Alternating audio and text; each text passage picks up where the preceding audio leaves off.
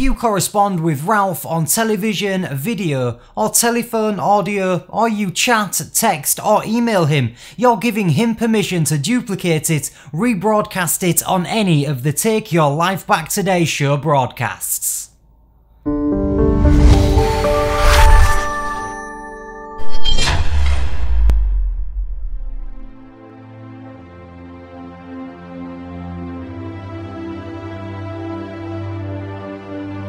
Yeah, beat your addiction, live free. Ralf Friedrichs is who you see. Listen in when you're feeling low. Take back your life, today's show. Beat your addiction, live free. Ralf Friedrichs is who you see. Listen in when you're feeling low. Take back your life, today's show. Stay positive, hope, and keep faith. Stand strong against any odds that you face. Put away the alcohol and the drugs. Fill your time with the things you love. Addiction is tough, but it's worth the work. Treat your body what it's worth. Spread positivity, inspire all.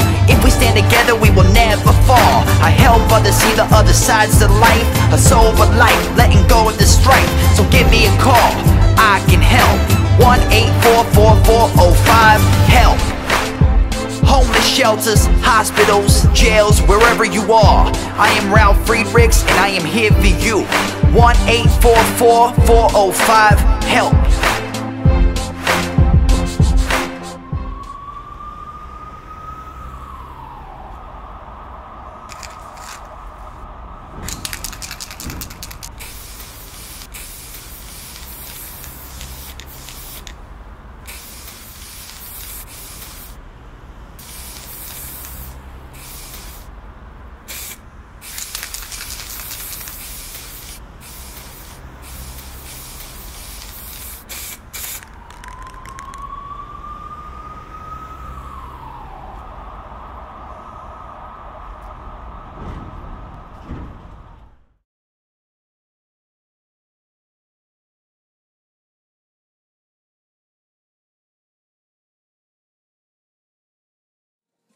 Hello, my name is Ralf Friedrichs. I'm the host of the Take Your Life Back Today show. We just did an episode on procrastination, which is to hurry things, to get things done quickly. Let's talk about procrastination, which is taking your time to get things done. When I woke up this morning, about an hour ago, I had one goal. Finish this particular video by 5 o'clock a.m. It is now 4:15. So predictably, by the time it was 4:30, I had made and consumed a soda, taken out some trash, made the bed, and deliberately slowed down to get ready for this, to clear my head. Had maybe, what did I have? I think I had a piece of chocolate and a fruit, which is a reward in itself for physically and mentally getting my morning going. Sent an email out and maybe did about 100 tweets. And that is getting ready for this particular video. I'm a procrastinator, not a procrastinator. What's the matter with me, you might ask, that I always want to hurry to get things done? Nothing. According to research that conveniently justifies this sort of behavior to other people, it's saying some people just are procrastinators that like to hurry. You might be a procrastinator, somebody that likes to take their time and get things done. Productive people sometimes confuse the difference between reasonable delay and true procrastination. The former can be useful. I'll respond to this email when I have more time to write it.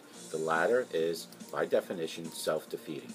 I should respond to this email right now, and when I have the time right now, and my fingers are on the keys, and the internet connection is perfectly strong, and nobody is asking me to do anything else. But I just don't feel like it.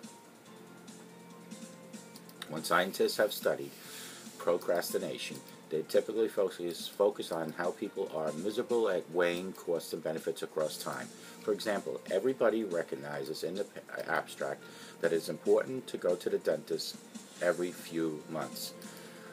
The pain is upfront and obvious. Dental work is torture, and it has its rewards of cleaner teeth are even more remote. So we allow the appointment to slip through our minds and off our calendars. Across several categories, including dieting, saving people money, and sending important emails, we constantly choose short and small rewards whose benefits are dubious but immediate, over longer, larger payouts whose benefits are obvious but distant. In the last few years, however, scientists have begun to think that procrastination might have less to do with time than emotion. Procrastination really has nothing to do with time management. Joseph Ferrari, a professor of psychology at DePaul University, told Psychological Science magazine, "To tell the chronic procrastinator to just do it would be like saying to a clinically depressed person, cheer up."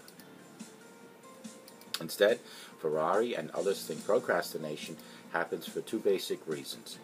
One, we delay action because we feel like we're in the wrong mood to complete the task, and two, we assume that our mood will change in the near future. See if you recognize any of these excuses within yourself.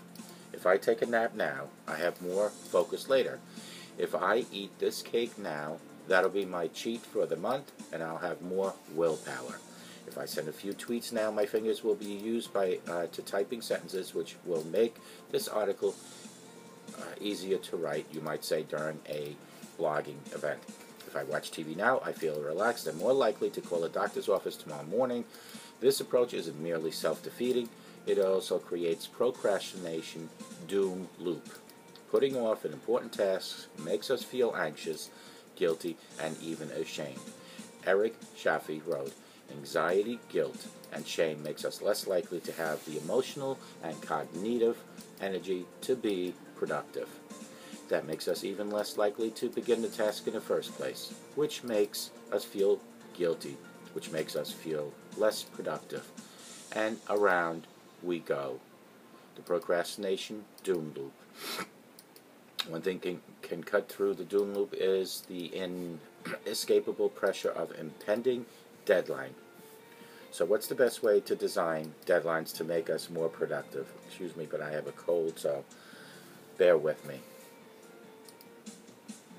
Besides practicing the cliche of writing about one procrastination as an introduction to analyzing it.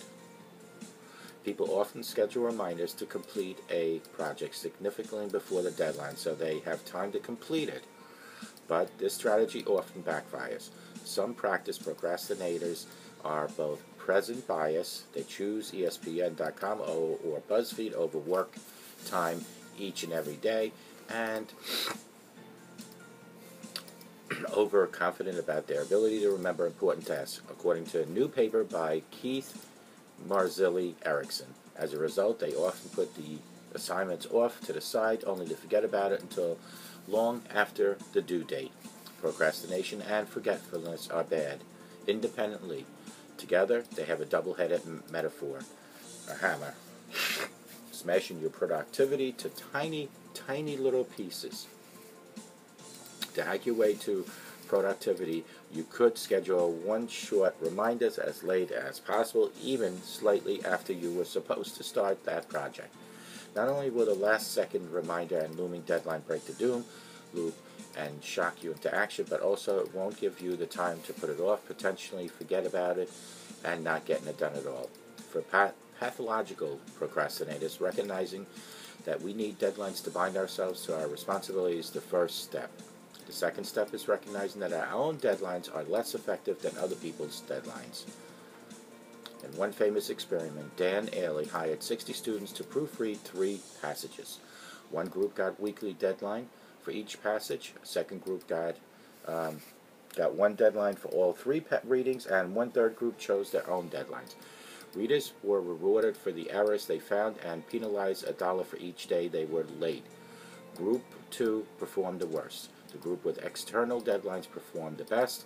People strategically tried to curb procrastination by using costly self-imposed deadlines. Ariel Setton, co-author Klaus Wartenbach, concluded, and are not always as effective as some external deadlines.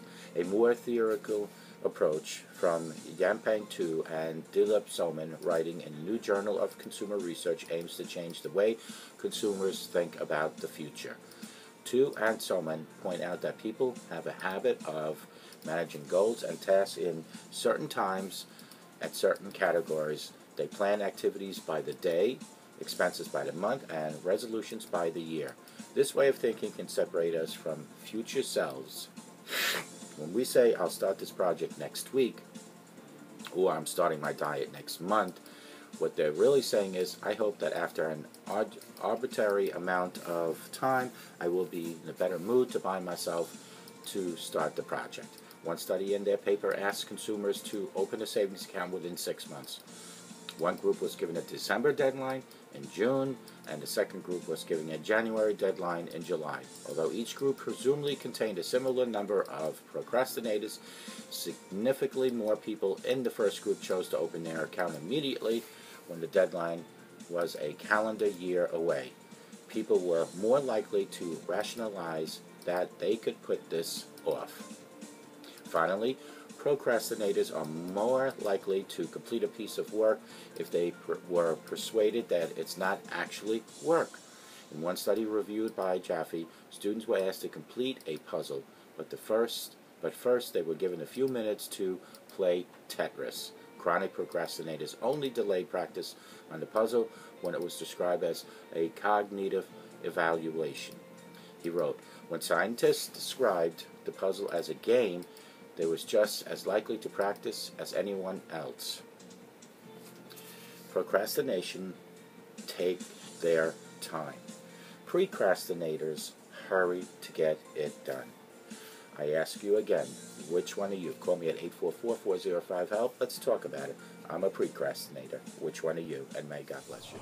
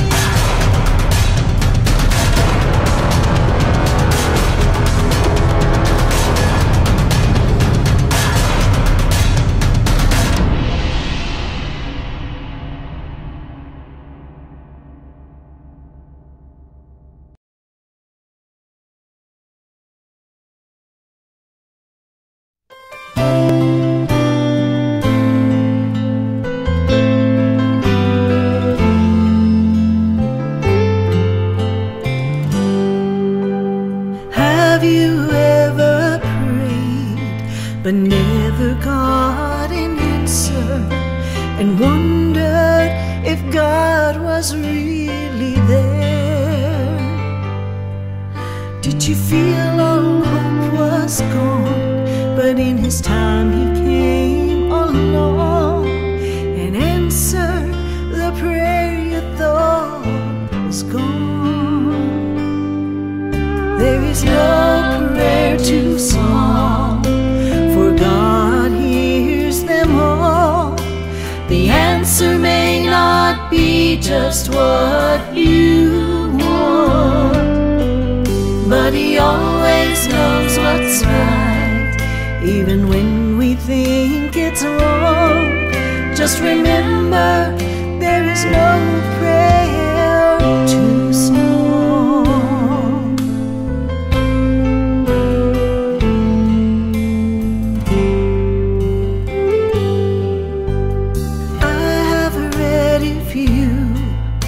Will ask, you shall receive.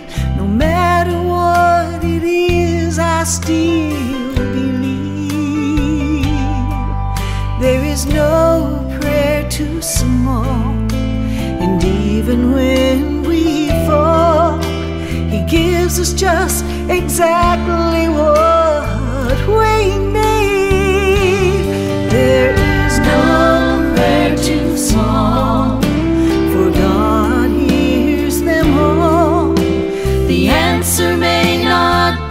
just what you want, but He always knows what's right, even when we think it's wrong.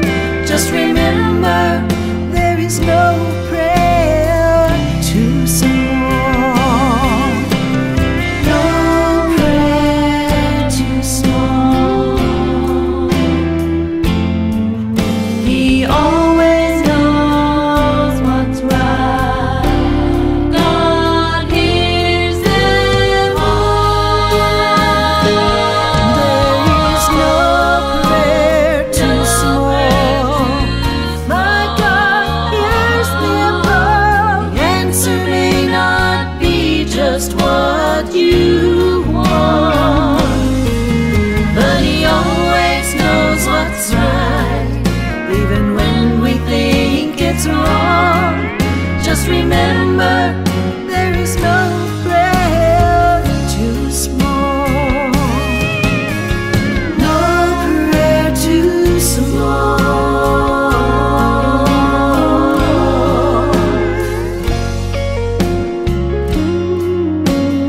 No prayer too small.